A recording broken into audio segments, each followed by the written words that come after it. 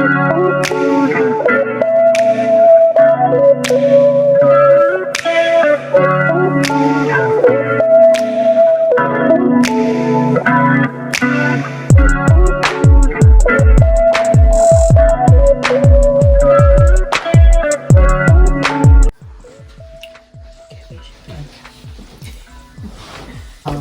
name is Nashira Brown, and I am the host for the Embracing the Melanin podcast.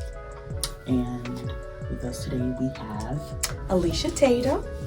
Would you like me to share a little bit about myself? Yes, I definitely think that would do.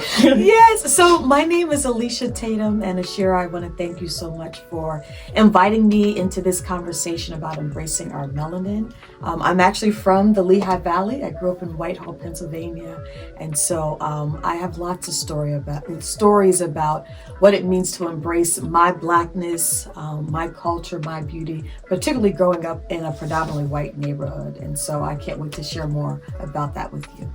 Okay, so with our next move-in topic, would you be able to tell me about your life growing up as a Black girl in Whitehall, Pennsylvania?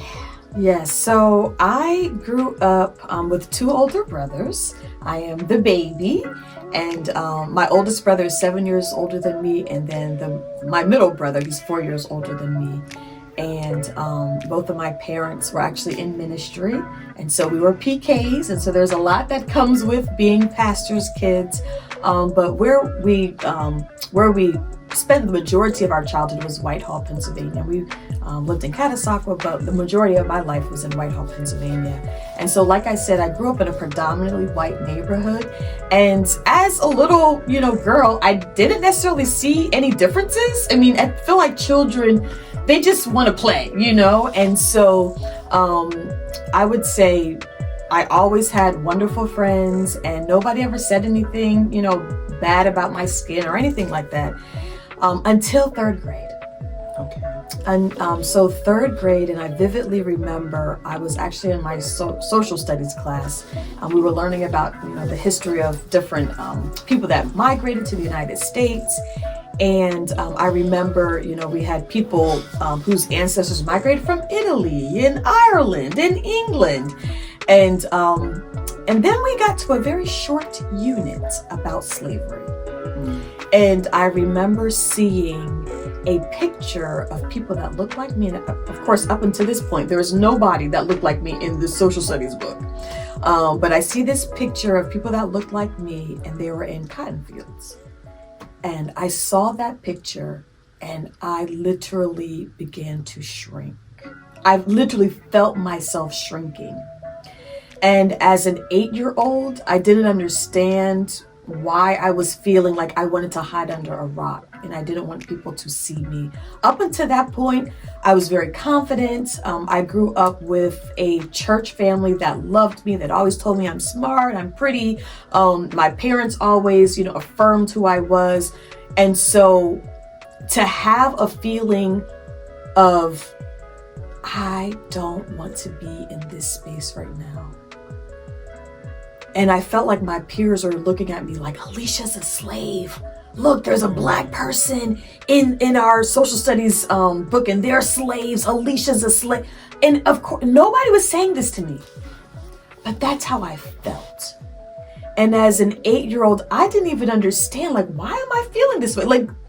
Like I said, up until this point, I always was very confident in who I was as a little Black girl. And so I felt myself shrinking. And I felt like my peers' eyes were on me, yes. And I remember going home that day, and I didn't tell my parents because I didn't even know what to say. I didn't know what this feeling was, but eventually through my own studies, I realized that an inferiority complex was developing in me at 8 years old. And I remember we call our nose the Tatum nose. But I remember as a preteen wanting to get plastic surgery on my nose. I remember my mom used to perm my hair to make it straight. You probably know about that whole process. Well, first it was the hot iron comb. Mm-hmm. Every Saturday she would hot iron my hair to get it straight and get the curls in. And eventually, as I got older, it was perming my hair. And I remember my mom would be like, "Your hair doesn't take the perm." Like it just I put it in there. A couple days it might stay straight, and then it just gets my natural curl pattern shows up. And so I always was like, man, I don't really like my hair. I want it straight, but it's not staying straight. And what did not help is I had two older brothers. They weren't the protective type of brothers.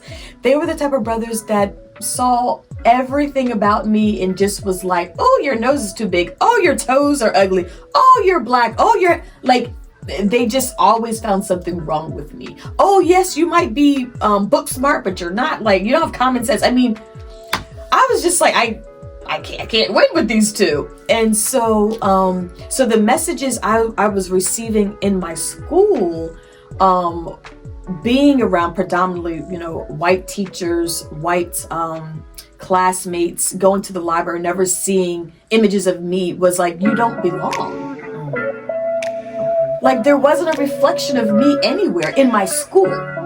Thankfully, in my church family, because the church I went to, it was predominantly African Americans, and they were very affirming. And so in that space, I felt like I belonged. In that space, I knew I was seen and loved and protected. And I won't say in my school that anybody said anything like negative to me, but it was just I wasn't being reflected anywhere in my school, or the reflections of me were negative.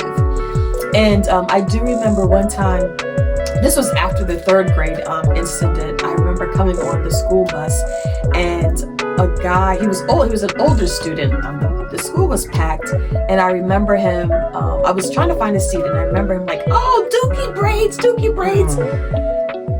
And I was like, I got livid. Like, so when I was an 8-year-old, it was like, I just wanted to shrink in. Mm-hmm. When he said that, I just was so enraged, but I didn't want to I know I couldn't fight him, but I was so angry.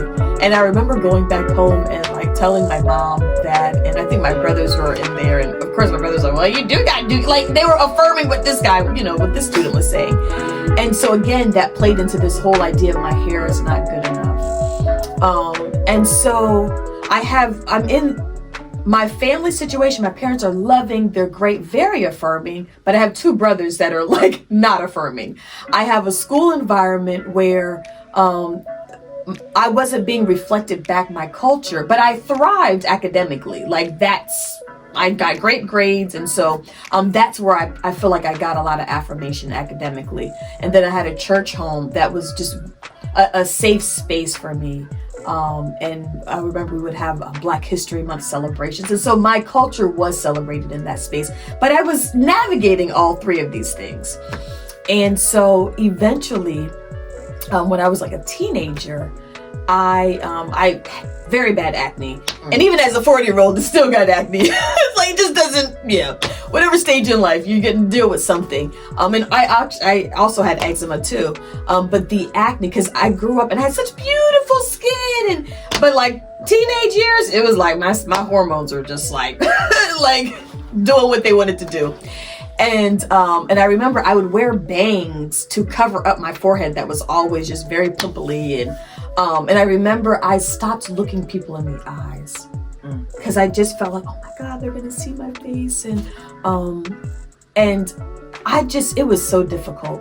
Teenage years, my sense of who I was, even in my body, I felt awkward in my body. My feet were I felt like they were bigger than my body. It just was, I felt disproportionate. I used to think that as well. Yeah, it was and I really struggled. I struggled with body image. And at that time I was doing babysitting. And so I was thinking about how much can I save up to get plastic surgery on my nose? And it was a lot. And eventually I came to a place where I said, Alicia, you have to be with yourself for the rest of your life.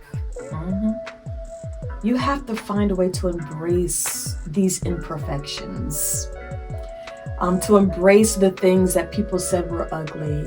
Eventually, I would start doing my own hair, so I stopped perming my hair, and I would have just interesting hairstyles. And my mom would kind of be like, "Okay, I'm gonna let you do your hair," but I was like, but that was a part of my process with embracing who I was. And I write poetry, and I remember. You're a poet? Yes. I'm a poet. Are you? Look at that. Yes. I'm a know very artsy person, so I write poetry, I dance, I do art, painting, and all of that. And really, I remember writing a poem that talked about my pimples are my pearls. And so I love pearls. I see. She is like blinged out over here with her pearls. But I wrote this poem, My Pimples Are My Pearls. And of course, if you know anything about how pearls get formed, it's literally like a grain, like it's like an irritation that gets in the shell.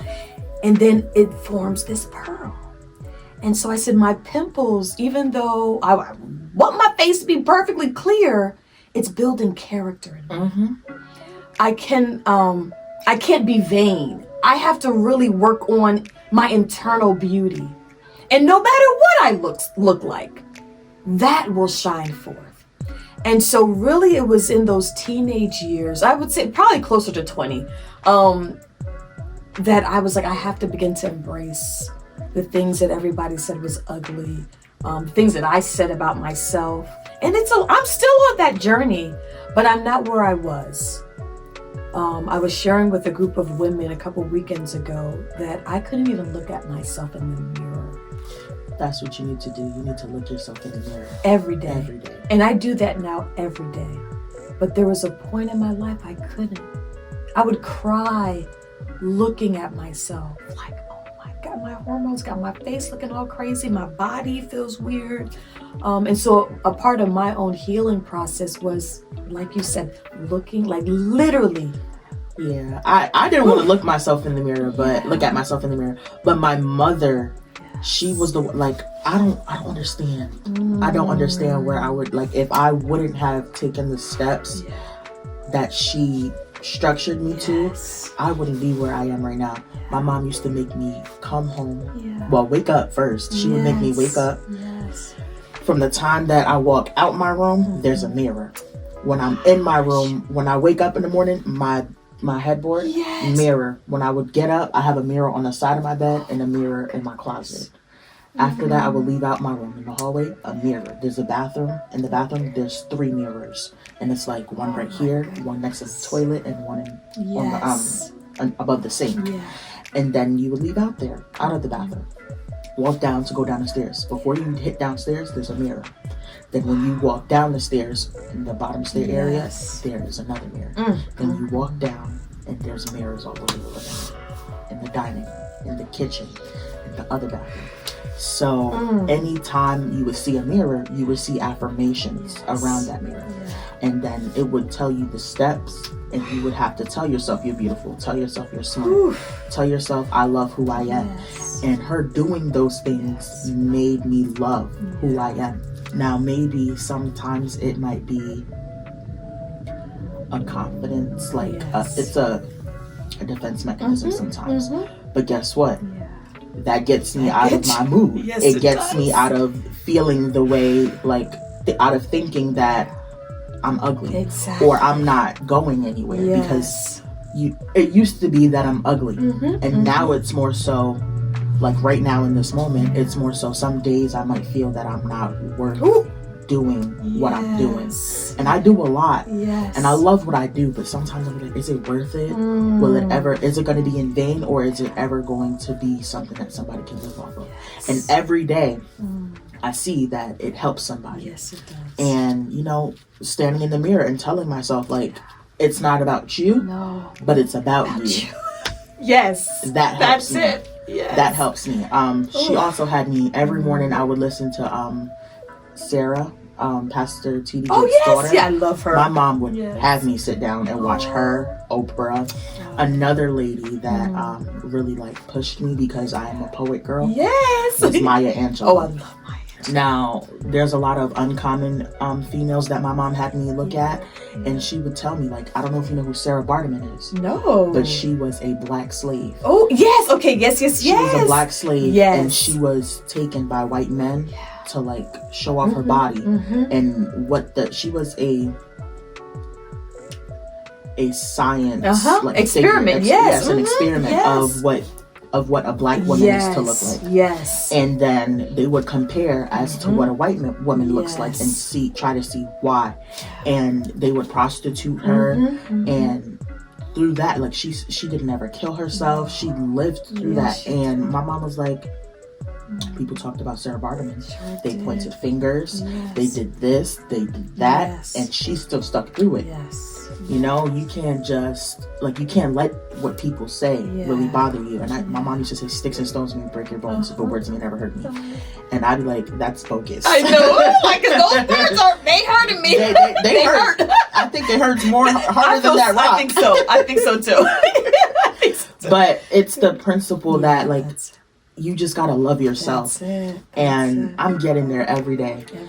And the podcast, like, everything that I'm doing, my skincare line, you know, what I do with the work that I do with children, like, all of that is surrounding loving myself. Because when I do the work for people, I love myself. Yes, you do. But when I'm helping another black girl that may not have what my mom has given me, it teaches me things, and it shows me, like, you can't hide it forever. So that's where, like, your story and my story may tie in, because I really did struggle with my appearance. I was always the girl in the class that was, like, I was always short. Like, at the time I was taller than everybody, but I was always bigger than everyone. You know, I had chest, like, breasts, second grade. Like, I didn't start out as an A cup. I don't know how I got to where I got to, but I was there. Like, here it is. I was there. And, you know, people used to talk about my butt, the way I looked. They'd be like, why do you look like that? And that's where Sarah Barterman came in. Because people were confused, and, you know, the kids were confused, but she was known for something, and she still has a powerful impact on the minds of black people and black women, such as myself.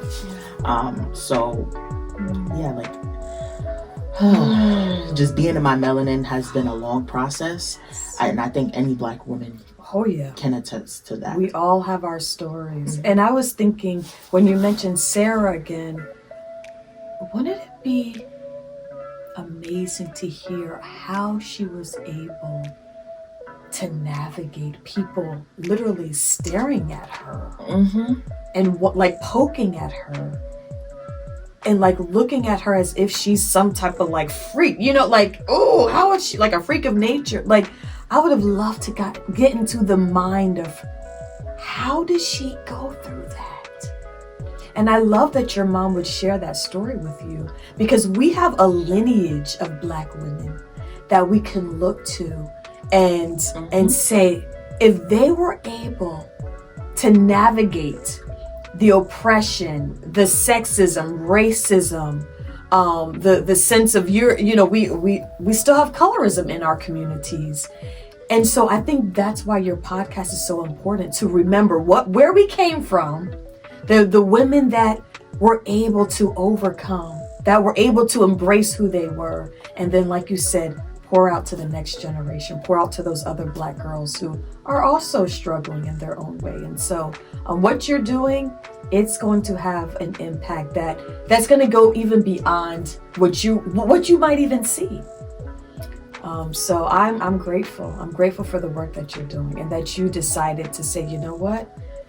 I'm worth this. Although there might be days where you might not feel worthy, reminding yourself, I'm worth this. All of this and even more that's going to come your way. Yes. I feel like that is, like, the true concept of what I'm trying to get at.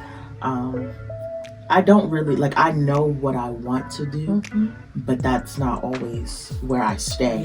I might have one idea, and literally my business started out as a coping mechanism. My business was a poem before anything. I wrote myself a poem called Embracing My Melanin in 6th grade. Seriously, Yes, wow. in 6th grade. And I was just, it's a lot about ancestry. Yes. And understanding that my mom didn't bring me into this earth to understand what they are saying about me. Because what their opinion is about me is none of my business. So that intertwining that with a poem, I just talked about everything. From being talked about by, like, I'm talking about any Black person, and it wasn't just towards myself. It was an ode to all Black women. And I didn't think about it as that, but that's what it is, because when people hear it, they're touched. And when I hear it, something comes over me every time, and I don't know why. But in that poem, I can try to recite. I was about to say, I want to hear it now. Okay, so the Black beauty my mother created, the melanin that flows through my thick color brown veins, I am proud to call myself a Black beauty queen. But I have no other worries about my skin other than, being bashed, lynched, dragged, locked up, or even harassed. Is my Blackness that much of a threat? Do my actions get me beaten or even sent to jail? Is that what I deserve? But I embrace my beautiful melanin because my mother taught me to be able to live with my head high no matter the negative corners that I turn. I am a wonderfully made, beautiful Black queen, and nothing you say or do can change me. And yes. Oh my yes. This whole spoken word moment. Within that poem, each year I revise it. Yes. And it's a growth period for me, because anytime I read that poem, I revise it to what I'm going through now. Yes. And that's what helps me get through what I'm going through that year. I also put it into my goals, because when I'm able to tie that into my goals, I'm able to grow beyond what's messing with me or what's sitting on my heart. And the next year, it's something new. And that's what teaches me how to grow. I'm very young, but I've been through enough to know that I'm enough. Yes, you are. And that's what helps me. Yes. Isn't it amazing? I believe that the gifts that we have are from the divine, or from God. How those gifts heal us. Those gifts help us to understand who we are. And the fact that you took this poem that you wrote in 6th grade, and literally it has become your business. It has become, there's a woman, she is since deceased, she's an ancestor now. Her name is Katie Cannon, and she talks about doing what our soul must have. And you are doing the work that your soul must have. And even as a 6th grader, you knew, I want to help Black women know that they are beauty queens. And nothing you can tell us is going to convince us otherwise. And like you said, with each stage of life, that gets revised. As a 40-year-old, I have realized, my body is not feeling as young as it used to. But I have to embrace the stage that I'm at and make sure that I'm caring for myself. The gray hairs are coming in, and I have to embrace that. There's always going to be something with each new year, with each new decade that we live, that we have to learn to fall in love with ourselves all over again. And so that's what it sounds like you're doing, I mean, yeah, like growing up, like I felt like I was fat. And I would look at myself now and I'd be like, man, I wish I was that small. Like, it's not that, like, I could have still been the size that I was. Yes. But, COVID happened. Oh, yes. And everybody blames stuff on COVID, but I really blame it on COVID. Really, yes. Oh, yes. But I'm still not uncomfortable with where I'm at. Yes. And it's because, like, I had the opportunity to go to Tennessee, right? I went to Tennessee State University, a historically Black HBCU. Yes. And I would see other girls that looked like me, and I would want to look like them. Yes. And it's because they effortlessly live within their skin and within their size. Yes. And it's like, it's body shamed here. That's right. It's seen as wrong. Yes. And as soon as you step outside that campus, it's wrong. It's wrong. And I just got to see so many people just embrace where they come from, who they are. And that, like, my mom be like, girl, like, you got to make sure that you're healthy. Yes. And I'm like, you're right, but I'm happy. Number one. But my mom was like, well, you would be happy and healthy I love if mom. you just drink some water. And I'd be like, you're right. But then it's like, I still get to that point where I'm like, I'm comfortable. Yes. I'm not worried about, like, I still used to think that I was fat when I was small. Yeah. I was 152 pounds. Wouldn't go past that. Yes. Then COVID hit. And now I'm comfortable. And I may be a little bigger, but I don't think that I'm fat. Exactly. And I'm not seeing that I'm fat. Some people still may call me big. And I'm like, okay, I may be that in your eyes. But in my eyes, I feel so much more greater about myself. And it's like, I'm beautiful. My skin is beautiful. Yes. I may feel like one thing that did have me change like my mindset was I always keep my hair done. Okay. And I believe in my, like when I do my self-care, I believe that I need to have my hair done. Crown. That's your crown. Yes. Yes. Yes. And I used to wear my hair, like I have beautiful curly hair coils.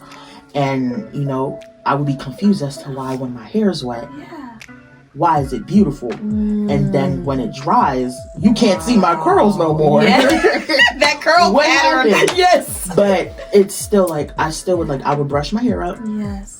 and I would just put shea butter in it. And shea butter I love shea butter. Yes. It keeps your skin moisturized. Yes, it does. It definitely helps you. I feel like shea butter is the lotion that we were supposed to be using. Literally, and I that's feel like it. it is. Yes. I definitely feel like it is. Oh yes. And when I would use the shea butter, like day by day, I would see my skin changing. Yes. Like for years, I would be confused about what's going on here. Yes. Like I have bad eczema around my mouth. Started putting shea butter on. Yes. Now shea butter in the summertime, it's a little bit hard. Yeah. To wear shea butter because shea butter is very thick. It is. Yes. And you will be hot. Yes, you will. I know from experience. Yes. You will be hot. Yes. So using the shea butter, it's another defense mechanism. But it's my culture. But it's your culture. And it's where it's my ancestors used it. I'm using it. Yes. And it just stems back to me loving myself. Yes. When I'm using my shea butter, I'm loving myself. Yes, not that I need it to love myself, but it helps me be my best me. Yes. And now, is that what your product line is based in, like using shea butters? I only use I don't use anything else but coconut oil, jojoba oil, and shea butter. That's it. And those are all natural products. Yes. And I base it off of that because I didn't think this deep, but I'm thinking like that now. Yeah. When I was in the process of building my business, I knew that I wanted to have a skincare product that would change black girls' skin or black women's skin or black men's skin, you know, and then them be able to feel good about themselves. Anytime I get somebody that has used my product, they're like, you have beautiful skin. Now my skin is beautiful, and every time I put it, listen, I be so soft. I'm moisturized all day. I was like, that's a natural 24-hour moisturizer. It's a sunscreen protector, and it helps. Like you can get skin cancer from being outside, and using shea butter will definitely stop you from getting a whole bunch of different things. Like it's a protector. It's a protector. That's it. And it's my protector, and mentally, physically, and emotionally. Like it helps me, and before I really thought deep into my business, I just thought this is what will help people. But people being able to come back to me and say that my shea butter is helping them, that's a plus for me. And it makes me feel good. But my new thing is, what can they take away besides soft skin? Ooh, right. Okay now. And I plan on writing a book. With my testimony in it. I gotta get there first. I'm breaking through. That's what I would say. But I guess my question to you would be, since you are very, you believe in God, I want to understand more as how your connection with God has shaped your growth in your skin. Oh my goodness. Wow. What a great question. Honestly, without God journeying with me through this process of embracing my melanin, I'm going to use your your branding there. I don't know if I could. It's not my branding. It's our branding. Because it's not for me. Yeah, it's for us. So. Whew, I love that. So God really has walked me through helping me to embrace my melanin, helping me to embrace how God created me. And there's a scripture in the Psalms it's one of my favorites, the Psalm 139, that talks about God creating us fearfully and wonderfully, and how God literally knit us in our mother's wombs. And before anybody else knew us, God knew us. And so even as a teenager, when I was going through that process of like really embracing myself and who I am, I remember just sitting before God with that passage of scripture and just crying out to God, like, God, help me to love me. I know you love me. I hear that every Sunday. My parents tell me you love me, but help me love me. And so in high school, I had friends, but I think that was the turning point in my relationship with God. And so that caused me like not to do a lot of things that my peers were doing, that my friends were doing. And so that made me very lonely. And God literally became my best friend. Like I say this story and I kind of laugh, but I remember driving into high school. I think this is probably my junior year because I could drive by that time. And because I knew like the friends that I did have, we weren't as close. It was hard. My junior and senior year, it was hard because I knew like, you know, we were having junior prom and, you know, there was a lot of things that were taking place and I just didn't feel like I had the community within my school to really celebrate. And I remember driving into school and just like literally like God was sitting in the passenger seat, like just talking to God, like, God, help me get through this day. You know what I'm going through. You know the changes that I have gone through spiritually, and you know my friends are at a different place, and that's okay. But I feel very alone when I go to school, and so I develop a relationship with God that I literally just talk to God like as my best friend. And so I just remember when I would say negative things about myself, I hear God's voice saying, and not audibly, but like just this sense of, you are beautiful, I love you, you are enough, you are my child, you are my daughter. I combat my negative comments to myself with how God sees me. And so honestly, I don't know if I could have done this journey without God. And so I often tell people, even if they, they might not be spiritual, they might not be religious or anything like that, I tell people, like, how do you make meaning out of your life? Even if it doesn't have anything to do with God, like, how do you make meaning? Whether that's in your family, whether that's out in nature, find that. For me, it was God. For me, it was my spirituality. For other people, it might be different. But for me, knowing that there's a divine being that created me, I call God the greatest artist ever, the greatest poet, the greatest painter, all of that. And God designed all of us. There's a scripture in Ephesians 2:10 that says that we are God's masterpiece, created to do good works. Mm-hmm. So if we are God's masterpiece, that means God is the great artist designing us. And so I always remember that as I am a creator, God, I want to create things and experiences for people where they can have a better connection with themselves and others and the divine being who I see as all loving. And so, yeah. I think like you say that that time when you were in the car, that was a moment where you like really connected with him. I would say like when I used to talk bad about myself, because I do a lot of self-sabotaging. Like I self-sabotage a lot. But something that got me through that was like the song Bigger. Woo! By Just in the Car. Yes. And I'm not gonna cry, but it was just like you're bigger than the problems that I face. You're bigger than any health problem I may get. You're bigger than anything I'm going through. Yes. You're bigger than those words that anybody is telling you. and I know that I'm going to be bigger. Yes. So having those words come at me and having those issues hit me, I always remember that he's bigger than that. And something that my mom would say is, what do you think what God would say about that? Like, what do you think he would say about you believing that? Like, oh yes, he wouldn't even talk to you. He's going to tell you that you're not that, you know? And I'd be like, you're right. You're right. And so those things would definitely shape me and mold me. And I'm thankful that I went through the process that I did when I did. Because there's a lot of people who are, older that are still trying to find out who they are.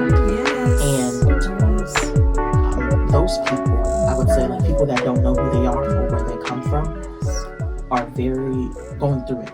They're very, very, very, very confused. And I'm glad that I'm not confused. Because confusion is chaos. It's chaos. Chaos is what? The devil. Yes. And I am grateful that you didn't allow your age to stop you from doing what you're doing. So for me, I'm a minister, and I was called into ministry at the age of 21. And I remember thinking, what am I going to tell people that are older than me? Like, who is going to listen to me? And a part of my process was embracing, if God has called you to something, whether it is starting your own business, whether it's doing your product line, whatever it is, at whatever age, don't let that age limit you. And you think, well, there's people that are older than me and they're not going to listen to me. No, because like you said, there are people that are older than you and I who are still trying to figure out who they are, who are still trying to love themselves. And so the fact that you are creating a platform for all of us, and I like what you said, this is about us embracing our melanin, all of us.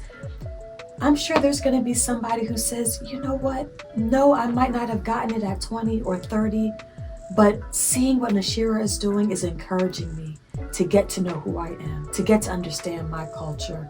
And even for you to reach out to me and say, hey, like, I know we haven't talked, but just seeing you and how you embrace, like, that encouraged me. Because I'm like, who knew? Like, I'm on this journey, but sometimes you don't even know who is looking in and being encouraged by the journey that you're on. So the fact that you are doing this now, it's incredible. Your business is going to be intergenerational, because you're going to reach people that are older than you, who are going to be encouraged and say, you know what, I'm going to buy her products. But like you said, I'm not just giving soft skin. There's something else that I want to impart on people. And you're going to reach people that are younger than you. And so what you're doing is intergenerational, which is powerful. And we need that. Yes. So I guess to like close, the closing question would be, how do you use it? Well, number one, I look at myself in the mirror every single day. And I do shea butter and coconut oil, actually. And I don't just put it on, but when I put it on, I say, thank you, Mom. I love you. You are beautiful. And I take my time. I don't just, I'm just going to. Well, you can't do that with shea butter anyway. You can't, exactly. There's no fast rubbing in. Which makes it perfect for the process of love, like really lathering on the love, not just the shea butter, but lathering on the love. And so every morning I feel myself and I say, thank you. I love you. You're beautiful. You are enough. And so I take that time to love on my melanin using great products, but also using great affirmations, so that when I leave my place and, come into a world that might say, you're ugly, you black, you all this, I'm already armored knowing that I'm beautiful. And so that's one way that I embrace my melanin. Another way that I embrace my melanin is encouraging other people to do so. Oftentimes, we project what we're feeling onto others.